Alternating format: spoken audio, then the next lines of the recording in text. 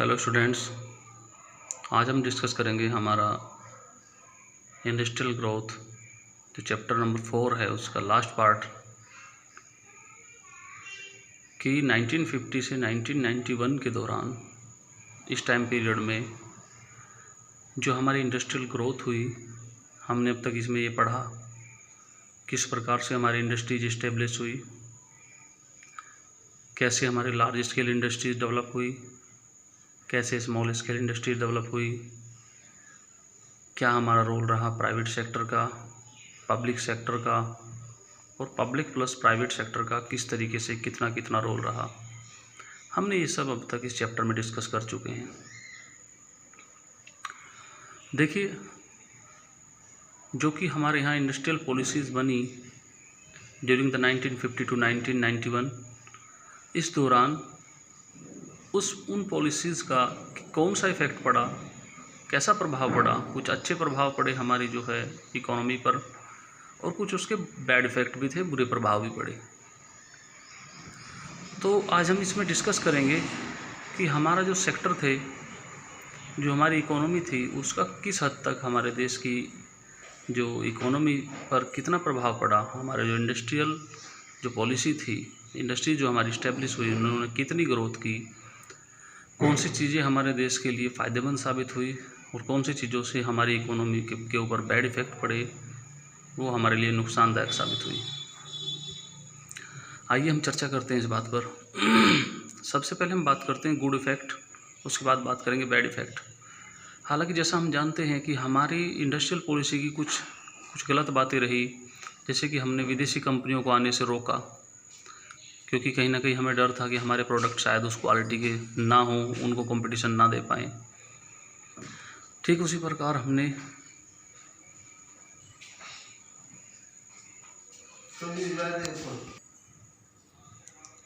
प्रकार जो है हमने देखा कि किस तरीके से हमारी जो है प्राइवेट इंडस्ट्री और पब्लिक इंडस्ट्री ने क्या रोल प्ले किया। ये सारी चीज़ें हमने देखी।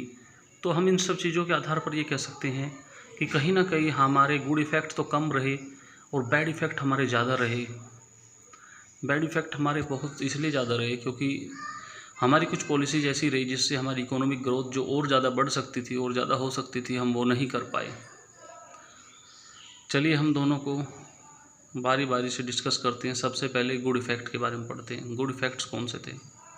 Number 1, big push for economic growth, 6% increase in output. देखिए, सबसे पहली चीज़ थी जो हमारी इंडस्ट्री पॉलिसी थी, उसके दौरान जब हमारी इंडस्ट्रीज़ पर फोकस किया गया तो हमारी कुछ जो है लार्ज स्केल इंडस्ट्रीज इंडिया में डेवलप की गई, जिसकी वजह से हमारी जो इकोनॉमी जो थी, जो इकोनॉमिक ग्रोथ थी, जो बिल्कुल जीरो पर थी, कुछ भी उसमें नहीं था, कोई प्रोडक्शन नहीं हो रहा था।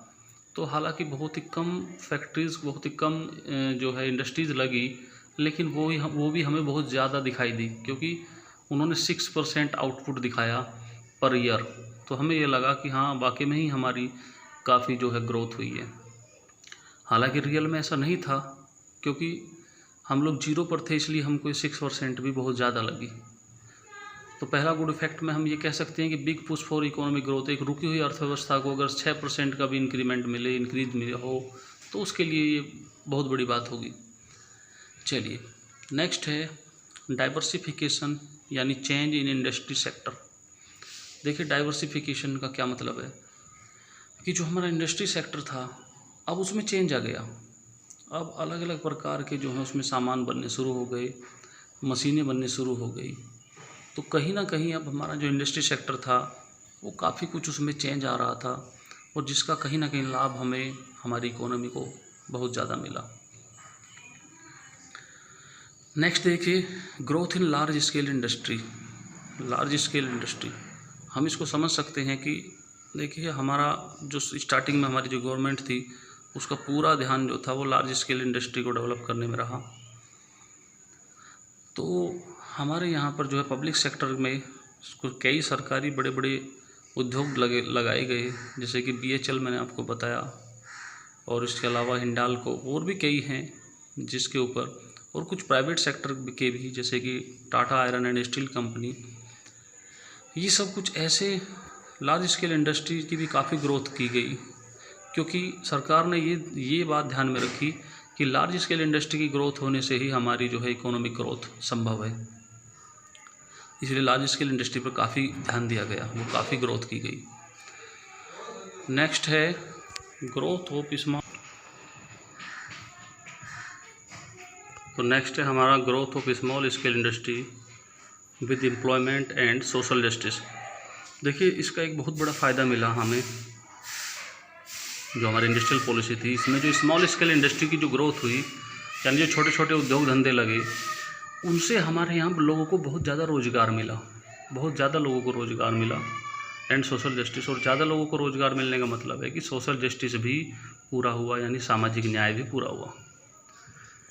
सोशल जस्टिस का मतलब ये है कि भाई सभी लोगों के पास रोज़गार हो, सभी लोगों की लाइफ स्टाइल, सभी लोगों की कंडीशन लगभग एक समान हो, सभी लोगों के पास पैसा हो और वो अपनी जो है लिविंग अर्न कर सकें। तो ये थे गुड इफ़ेक्ट्स। अब बात करते हैं इसके बैड इफ़ेक्ट्स की।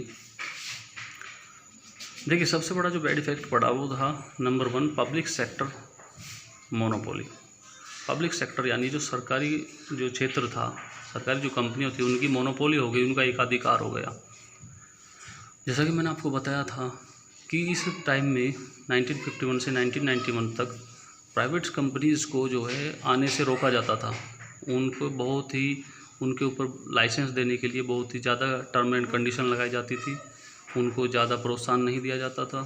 तो पब्लिक सेक्टर जो था वो केवल सरकारी कंपनियां ही लगी हुई थी, प्राइवेट सेक्टर को इन्होंने एंटर करने में बहुत ही डिफ़िकल्टी पेश की हुई थी। तो इसलिए पब्लिक सेक्टर की एक मोनोपोली थी, एकाधिकार था, उन्हीं का राज था, प्राइवेट सेक्टर को आने से रोका हुआ था। तो ये इसका एक बहुत बड़ा बैड इफेक्ट था, जिसकी वजह से कहीं ना कहीं हमारी इकोनॉमिक ग्रोथ जो है उससे प्रभावित रही। सेकंड है low quality of product compare to foreign standard.